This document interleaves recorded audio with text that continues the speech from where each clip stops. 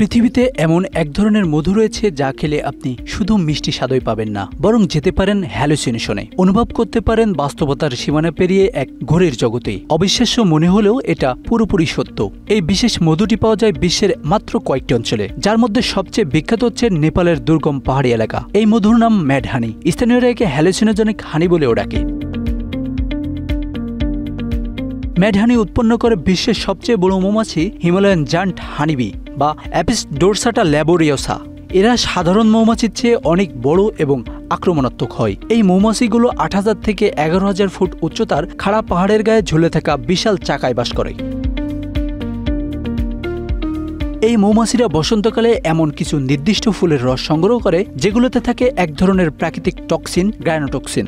এই টক্সিন ওই ম্যাড হানিকে বিশেষ করে তোলে। ঠিক পরিমাণে খেলে এটি তৈরি হতে পারে হালকা হ্যালুসিনেশন, শারীরিক উত্তেজনা, ধীর হৃদকম্পন এবং এক ধরনের ঘোরের অনুভূতি।